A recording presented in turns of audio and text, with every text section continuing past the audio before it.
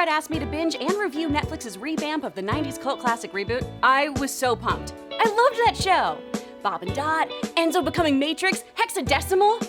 I couldn't wait to watch this updated series. And let me tell you, I am so goddamn disappointed. What's up, guys? For NerdWire, I'm Kris Carr, and this is Nerdflix Chill, giving you a sip before you binge. Before we rehash what happened in seasons 1 and 2 of ReBoot: The Guardian Code, I want to bring all you viewers who were born post-Windows 98 up to date. ReBoot, circa 1994, was a CGI animated series that followed the adventures of computer guardian Bob, his friend and love interest Dot Matrix, and her little brother Enzo, as they worked to keep Mainframe safe from sinister viruses like Megabyte and Hexadecimal. What was particularly clever about the show was that the creators purposefully chose this interior computer system setting because of the blocky, mechanical look of computer systems and games. In the show, whenever the user would load a game cube would drop into some random section of Mainframe and turn it into a gamescape. Bob would enter the game, reboot, and become a game character, duking it out in-game against the user. If the user won, the area the cube landed on was destroyed, and all the computer folk stripes within there destroyed as well.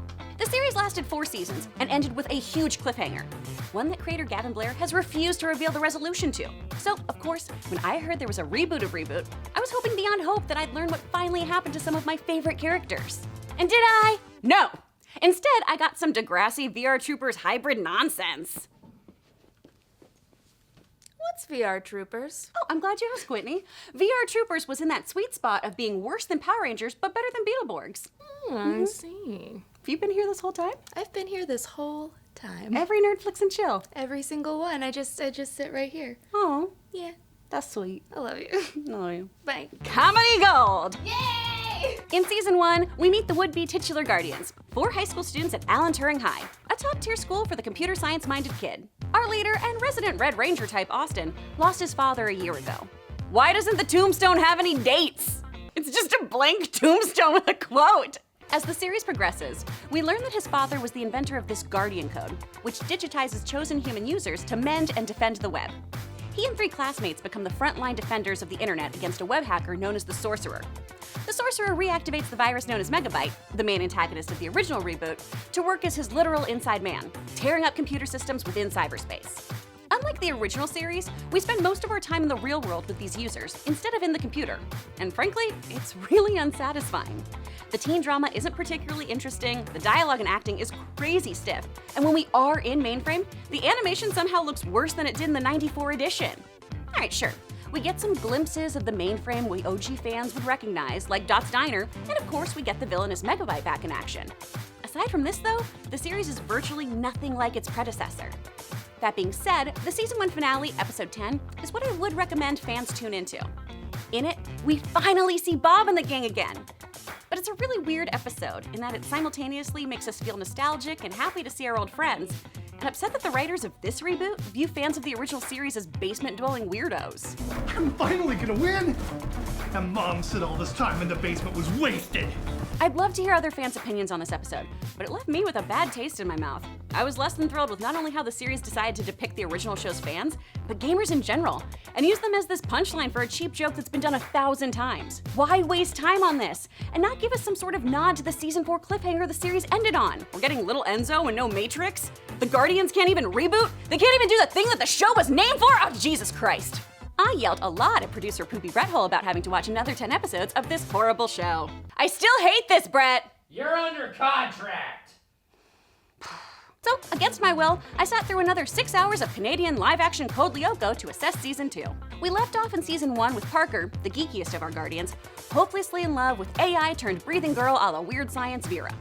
But it appeared that she was spending time with Trey, the basketball hotshot of Alan Turing High, and the guardian known as Defrag. We spend a ton of time on this Notice Me Senpai storyline. Wow, you got somewhere better to be? Like on a date with Vera? Man, it's not like that. What? Can't come up with a lie? She's tutoring me in coding and calculus, okay? Yep, in a shocking turn of events, the sports ball guy just needed the robot girl to tutor him.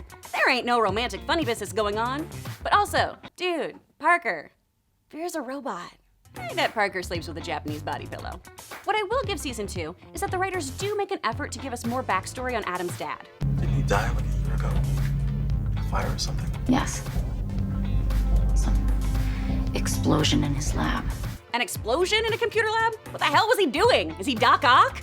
We also eventually learn a little more about Sorcerer's motivations. And then humanity will suffer. Alright, cool, bro, but like, why? The guy's all over the place. He goes from creating blackouts and sending out cat videos to launching a nuclear missile. That escalated quickly. And when the warhead thing doesn't work out, he circles back to identity theft? Pick a lane, Sorcerer! Also, this happens. Determinate you. For why? I don't want to completely spoil the big season's reveal, but I've got to say, it felt so predictable for me. If you're gonna do a plot twist that's been done before, you've gotta at least do it well, guys. If the series somehow gets a third season from Netflix, it's going to need a lot of work. You guys think my writing is cringe? Yeah! That was magnificent. You have not seen cringe until you've seen this show. If ReBoot the Guardian Code were a drink, well, it wouldn't be a drink, it'd be bleach. You know you're not supposed to consume it. I'm telling you not to consume it. But some asshole on the internet is gonna go, no, it's fun, do it. Oh my God, guys, seriously, please don't drink bleach. Maybe I'm jaded as a viewer who went in thinking she was getting one thing and got something totally different. Maybe I'm letting my nostalgia get the best of me. So if you think I'm way off base with my assessment of ReBoot the Guardian Code, let me know in the comments below. For more videos, click to the left of my face or download us right into your living room on Roku. Until next time, remember all things in moderation, except your shows.